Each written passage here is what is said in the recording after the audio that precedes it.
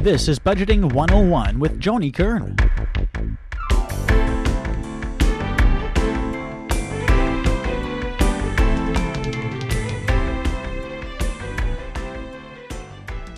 Well, we're going to get started this morning. Of course, my name is Joni Kearn. It's good to be back. I haven't seen you guys since May, so it's kind of nice to be here. We're talking about some investment options this morning, and I really think that unless you're on a budget where you're going behind every single month, I think that all of us can find a way to invest a little bit of money. It's kind of like Ben Franklin that I always walk around saying, waste not, want not, because we all can trim $1 or $2 from our budget every month or every week or every day. And so it's a matter of being aware of things. I wanted to give us, because when most of us think about investing, we think about CDs, maybe. We think about stocks, we think about bonds, and right now the stock and bond market is pretty scary. So, we find ourselves going way up and then we find ourselves going back, and it's been like that for several years. And as we age, we want to put our money into something safer, because we don't want to be in a position where we suddenly lose half of our savings account and then we're saying, now what are we going to do for the rest of our life?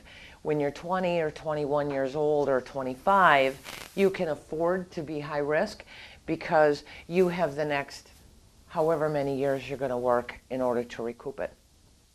So I wanted to give us some options, and I wanted to open up to some things that some people may not realize are out there for us, that are safe options, that are going to give us some decent interest rates and some decent income.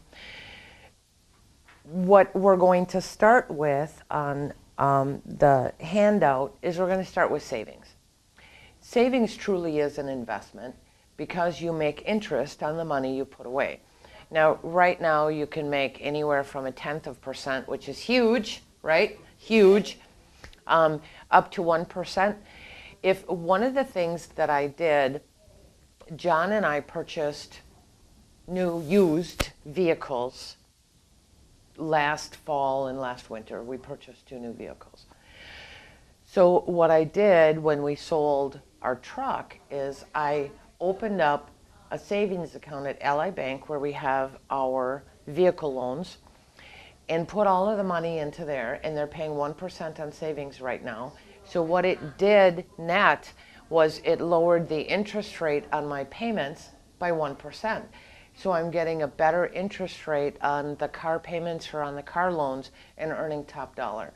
And Ally Bank I actually kind of like them. They're all online and they pay very good interest rates. I've steered people toward their CDs, which at that time locked in at 2%, which was better than anybody else was offering.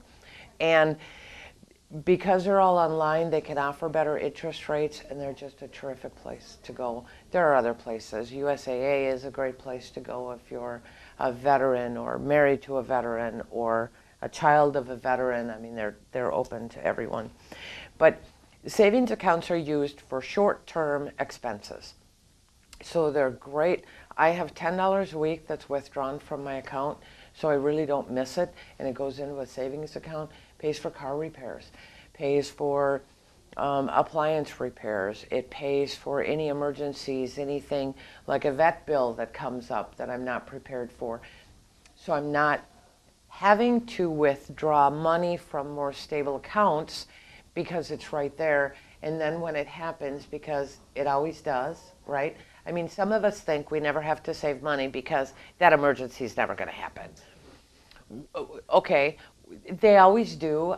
We can plan on needing extra money for something somewhere, and unless we have extra money in our budget, it's nice to have a savings account to fall back on.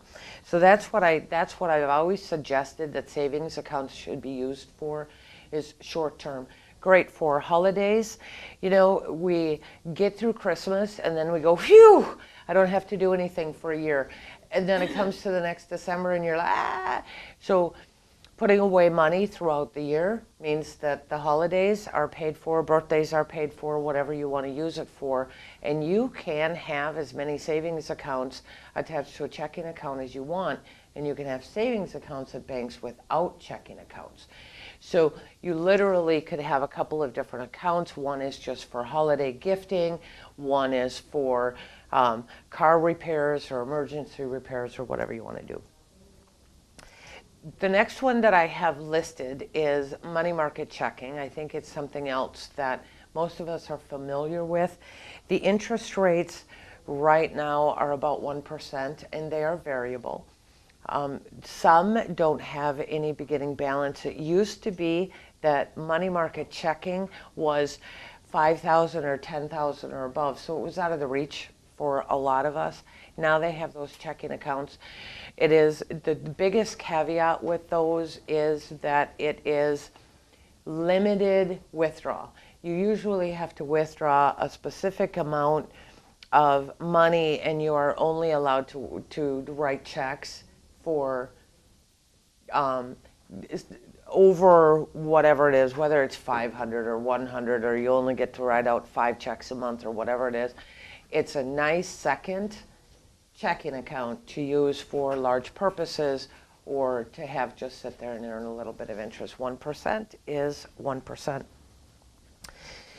I put CDs next. CDs are, and you will notice as we go through this that I'm staying at the very conservative, very safe investments. CDs are nice if you want to tuck away some money and you know you can tuck it away for 6 months or 12 months or 2 years. The interest rates go between 1 and 2%. If someone came to me today and said, I would like to have a CD, how long should I do it for? I would say do a 6-month first, because then as interest rates increase, or as you find a good interest rate, you can flip the money over into something longer term. The longer term you go, the better interest rate you get. You can withdraw the money if you absolutely have to. What you end up doing is you end up paying a penalty, and it's usually you lose 6 months of interest or whatever it is. Good morning, Jean. Good morning. Oh, that meeting went on and on. What?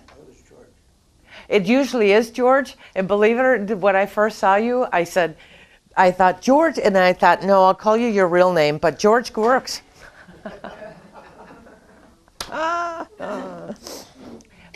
Okay, you had a comment. No. Oh, okay. No. I just said that you were at a meeting, right? Yeah, upstairs. Yeah. It's good to see you. So does 9 o'clock work better for you then? No, because I should be in another class. I had 2 classes on Wednesday. I had to cancel both. So I thought I'd come up here. It's good to see you. I haven't seen you for a while. So we're talking about CDs right now. It is a great way if you have some extra cash. You can do CDs for very small amounts of money, and it's just a nice way to tuck it away, especially if you are prone to spending whatever you have in savings. It is a great way to stick it away for 6 months. Normally they just roll themselves over if you don't withdraw the money. So that's something that you'll get notice of, and then if the interest rates go up, or you can put it away longer term, or you find somewhere else that's got a really great interest rate, you can do that. Again, Ally Bank, I suggested to someone that she invest her money into a 2-year CD at Ally Bank. She was able to do that without opening any other accounts there. So she was able to earn 2% interest for 2 years. You can withdraw the money. Again, as I said, you do sacrifice some of your interest as a penalty on that. Can I ask you a quick on the money market? Yes.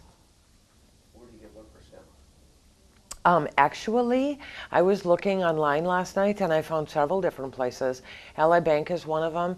I went on to bankrate.com, which has the interest rates all over the place, and I was finding 0.5%, I was finding 0.85%, I was finding just over 1%.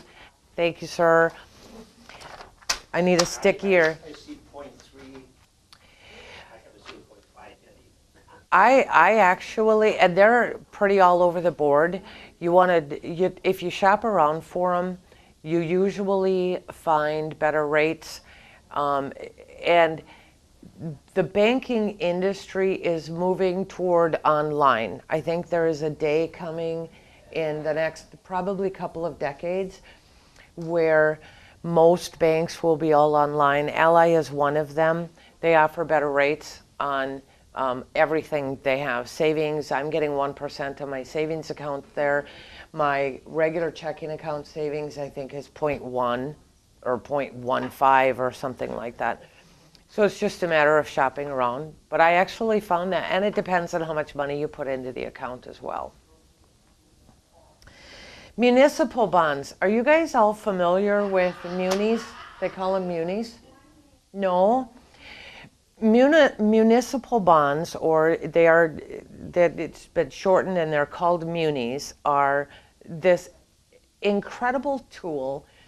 If you have extra money, if you had a 401k or a Roth or some kind of investment, or you've been the beneficiary of life insurance, or you've been saving all your life and you have a chunk of money that you can put away, municipal bonds are perfect income, particularly for senior citizens, because you purchase. What municipal bonds do is a city like Waupaca will sell what they call municipal bonds to fund a project, a building or a highway or Main Street or bridges or something like that. They keep your money for, and you can sell them if you need to, just on the secondary market, but they keep your money for X amount of time. And what they do is they send you an interest check every 6 months so that you can, and at the end of that period of time, then you get your entire investment back. What it is, why they work so well, is because they are a income stream. And when it comes to senior citizens and looking at it, depending on how much money you put in, bless you, depending on how much money you put in, depending on how much interest you earn, and all the cities are different, you can purchase municipal bonds or munis in lots of different cities. And what you do is you purchase them directly from the city. So you don't need a stockbroker in order to do that. You just need to talk to a city and say, do you have any muni bonds for sale? And, what is your interest rate right now? And they're kind of all over the board. I saw 3.5% to 5%, and it kind of depends on how badly a city needs the money and how long they need the money for, because the worse they need the money, the higher the interest rate that they're going to pay.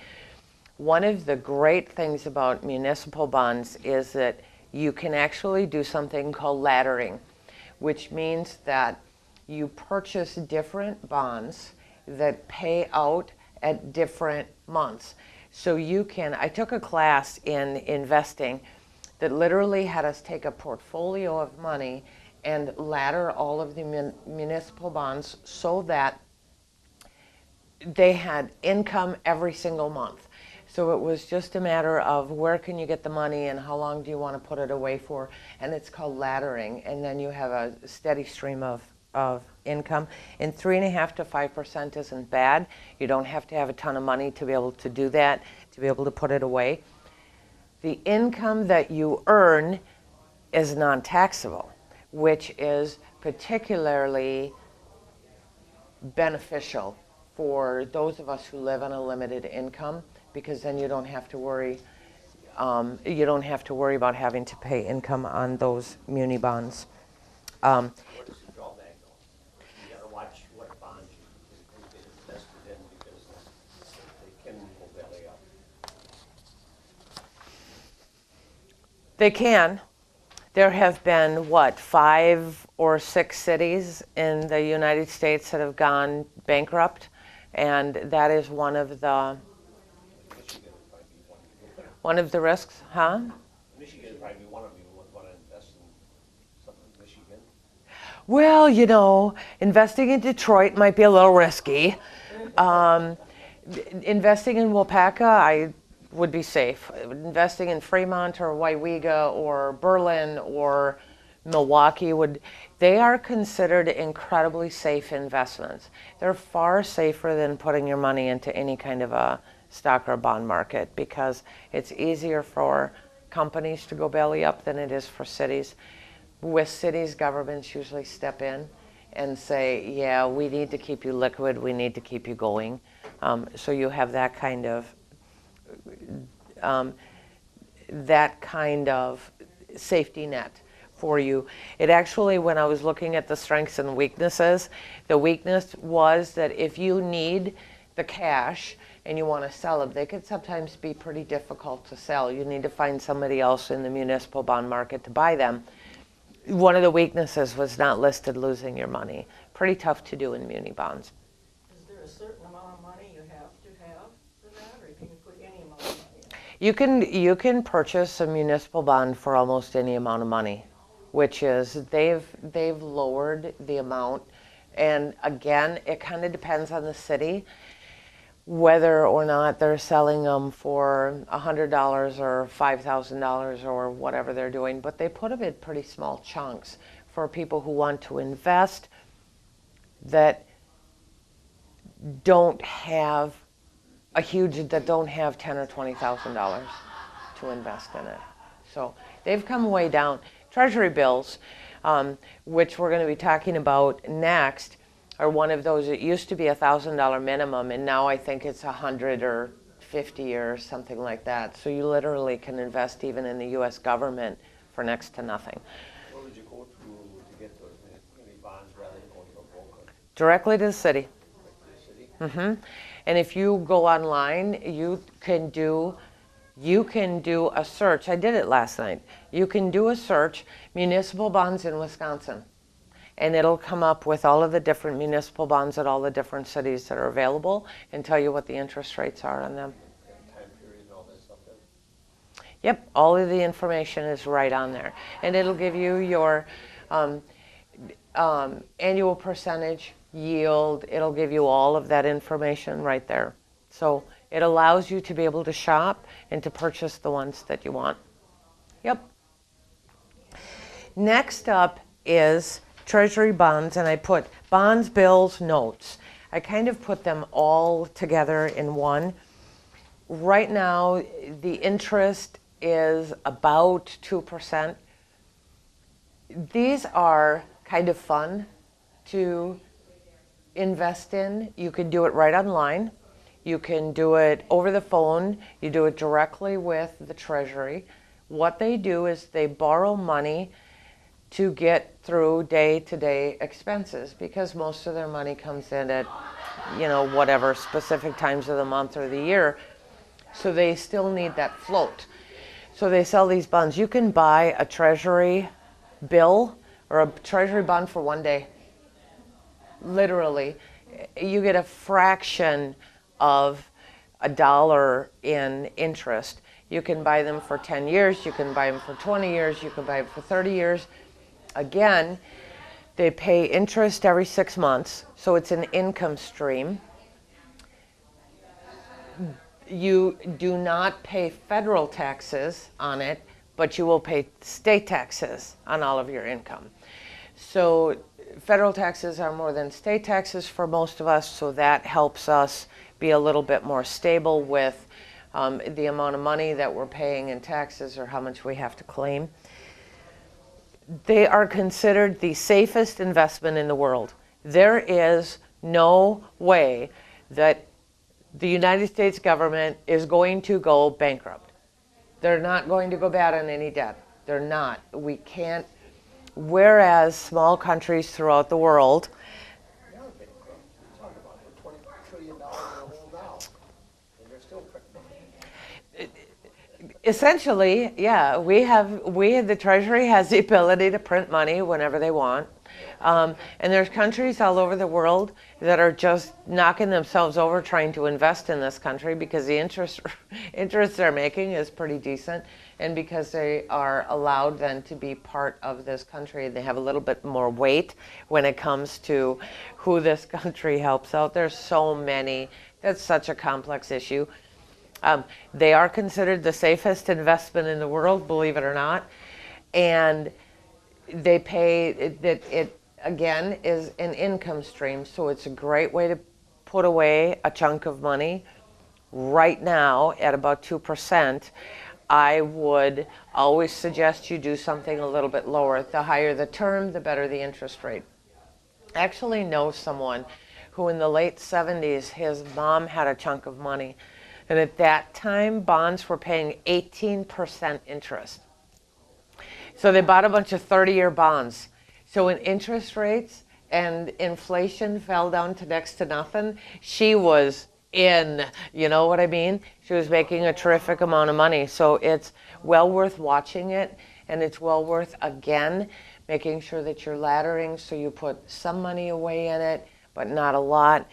You know, you put 100 away and you let it roll over every day. It's just kind of fun to watch it. And there's all kinds of, you can find the daily interest rates in the New York Times. You can find them online. You can find them everywhere. So The only thing is you gotta watch that they don't have the power to call them in. and they do. At 18%, I'd see them calling them in if they have the option to do it. They do. Most of them come with the option that they can be called in, which is, I don't know, if I've been making 18% for 10 years and then they call it in, I mean, I'm going to miss that income stream. On the other hand, I'm going to look at it and go, yeah, I've been making 18% on this thing for. I would make for 10 years though, if I called in before that. They might, and I don't know what they did with his mom. She didn't live for the full 30 years, so I'm not quite sure. I don't know if he sold them or what he did with them. And yeah, they always have the option, as do municipal bonds. They always have the option to call them in. They don't always though, do they? There's some that are not. I think, and you know, you're really intelligent when it comes to investments. My understanding is that they do. There may be bonds out there that they don't. You're not going to make the interest rate on the ones they don't have those options on, because they're going to pay higher interest rates on the things that they can pay off if they get extra money. And companies are the same way. Companies will sell private bonds for the same exact reasons. The worse they need the money, the higher the interest rate, and there's something they can call in. So if they need it for, you know, if they sell the bonds for 1 year or 2 years and they end up being able to call them in at 6 months and not pay out the interest, they're going to take advantage of that. So this is, again, a great strategy for being able to put away a chunk of money. Like I said, it's kind of fun to put away $100 in there and just let it roll over every single day, because if you can forget about it, then it's kind of a nice little chunk of money that you're going to get. Your interest that they're going to pay out is next to nothing, but I mean, if you leave it there for a while, you'll go, oh, cool.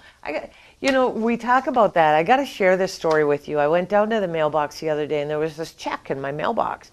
I'm like, oh, this is always good news.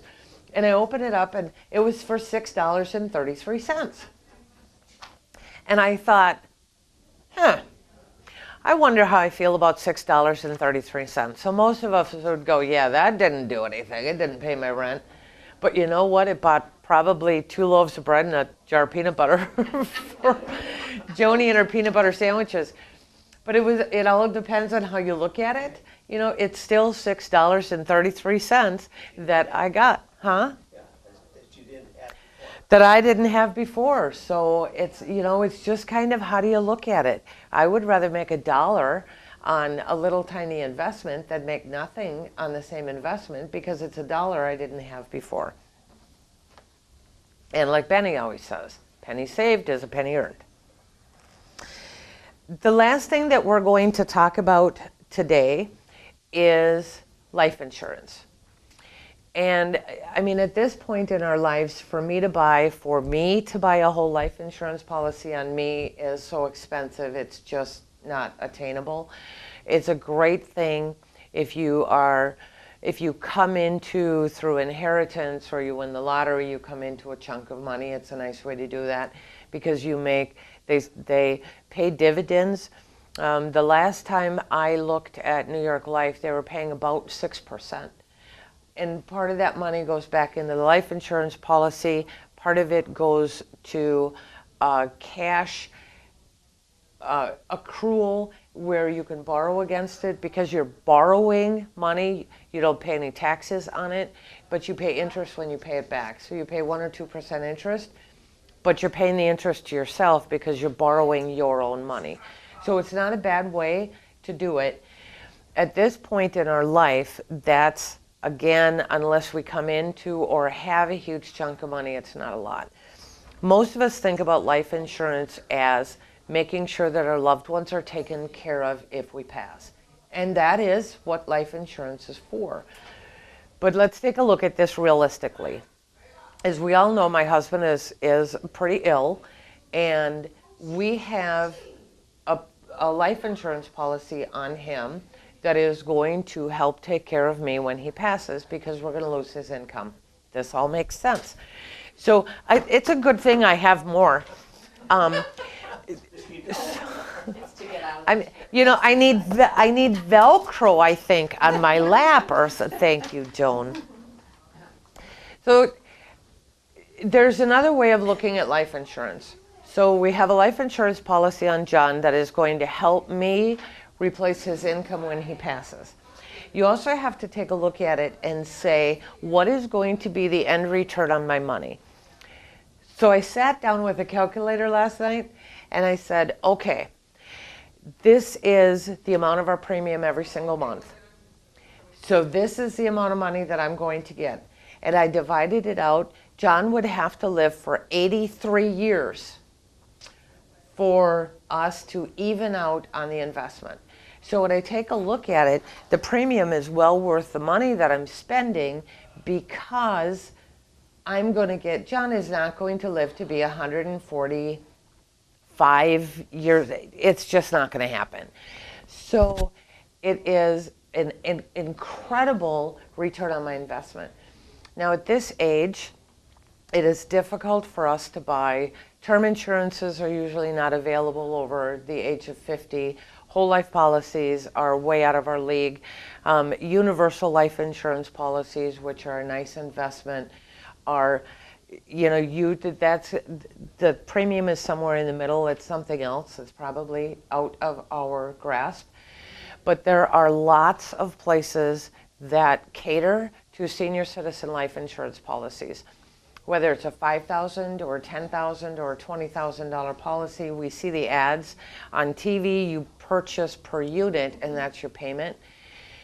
Most of those, if you die in the first 2 years you have the life insurance policy, the last time I checked, they would pay me 120% of my premium. So I was making 20% on the money, so it didn't make any difference whether I died before or John died before, because I was still making 20% of my money. I wasn't getting the entire life insurance policy. But if you do live for 2 years or more, then you have to start taking a look at what is the return on my money for the amount of time that I will probably live. And when you start looking at what the interest rate is on that, the interest rate is phenomenal. So does it do us personally any good? Is it an income stream for us? No. But does it help our loved ones when we pass? And is it a great way to make sure that they're taken care of? Absolutely. A vast majority of people do not pay any taxes, any federal or state income taxes on life insurance money that they have gotten. So again, it's a great way to protect our loved ones from having to, if they get a chunk of money, having to pay income taxes on it. The other thing that's really nice is that no one can touch the money. So any beneficiary of a life insurance policy, no one can touch the money to pay a debt. Any debt that the person who died has, died with them unless their spouse is still living, the life insurance cannot touch any of that. So if John dies, none of the debts that we owe have to come out of that policy money. They can't just attach it. So again, that is a great way to make sure that we are providing for the people we love. And it's a super investment. It's just not an investment we're going to recoup. Because What if your both names on a particular, say, credit card? You'd still be liable. yes, So that money could be used to pay off a credit card. you can use it to pay the credit card. They can't attach it. They can't take it. They can't come after you and say, we know that you have this, we know that you got X amount of money, and so we're going to take it to pay the debt. Can't happen. What about filing bankruptcy if you had to?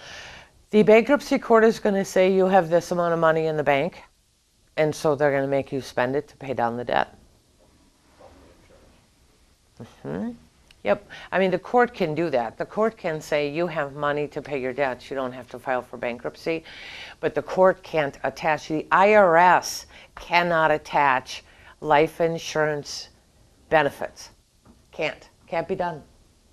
Which is kind of nice because it allows you to have the money you need to make daily, monthly, weekly expenses without the worry of losing the money to creditors who want it.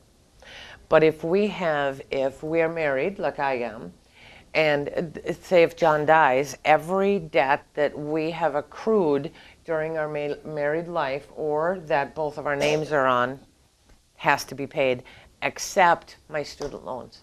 Student loans die. If I die, student loans die with you. So that is the best of my knowledge, that's the only exception to that. Which makes it a great idea. We purchased life insurance when we got the 2 new vehicles. We purchased the life insurance on John for both of those vehicles to make sure that if something happens to him, they're paid off. I mean, that's an excellent idea. And it was very inexpensive. Some of those insurances are just very, very expensive. This one was not. So we did that on both of the vehicles. For the vehicles, I have a life insurance policy. I have 2 life insurance policies on John. And he has a life insurance policy on me. And then we bought the individual life insurance on the camper and on both of the vehicles. So if something happens to him, all 3 of those are paid off. And I don't have to worry about it then. It's less bills that I have to pay because everything else, everything is about, you know, making sure that I can survive and keep the house and buy my peanut butter and bread and.